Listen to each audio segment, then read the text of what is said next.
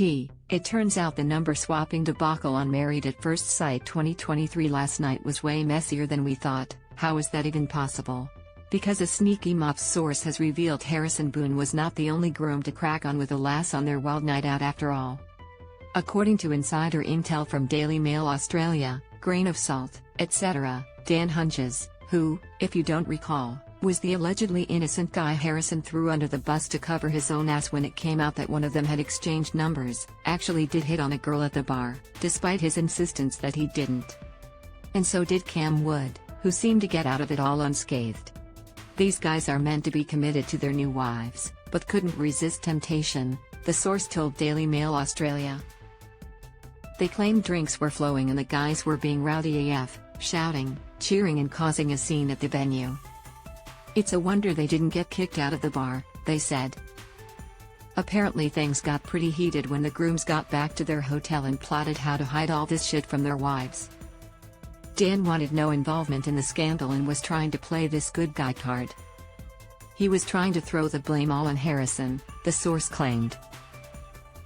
Okay, as delicious as this tea is, that last line makes me wonder if the source is actually 3 Harrisons in a trench coat, since this sounds weirdly in line with his claims last night. Anyway, apparently MAFS producers were super pissed off that none of this drama was caught on camera. Me too, guys, me too, and retaliated by giving the guys a strict 8 p.m. curfew. Naughty boys.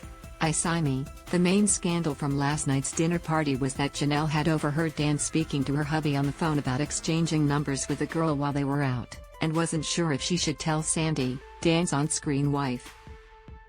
This probably wasn't the bombshell it should have been, since we already know Dan either cheats on or doesn't end up with Sandy, judging by those pics of him making out with one of the women who attended their wedding. Yikes. Anyway, while Janelle debated how to handle the situation, Harrison came over thinking they were talking about him because he was the one who actually hit on a girl at the bar. Guilty conscience much? Realized they weren't, and proceeded to pretend it was Dan all along. Dan, for his part, assured Sandy that Harrison was lying. He did nothing wrong and he wanted to have trust between them. Wow. She apparently didn't believe him and was deeply hurt. But wait, there's more. According to Daily Mail Australia, on-set sources said Dan's claims of innocence were BS and earned him the nickname Denial Dan. Sorry, but I am losing it over that. Give whoever came up with that a pay rise. A production source also claimed Bronte, Harrison's wife, who decided to believe him when he said he only accepted that girl's number to avoid hurting her feelings, LOL, actually only went with it to stay on the show. Surely the fairly average pay for being on MAFS is not worth having to shack up with someone like Harrison. I'd sooner deal with an ant infestation. You can read our full recap here where Harrison officially shits the bed. If you're still hankering for a bit of MAFS related gossip, you can sign up to our newsletter here or give our podcast We've Done the MAFS a listen.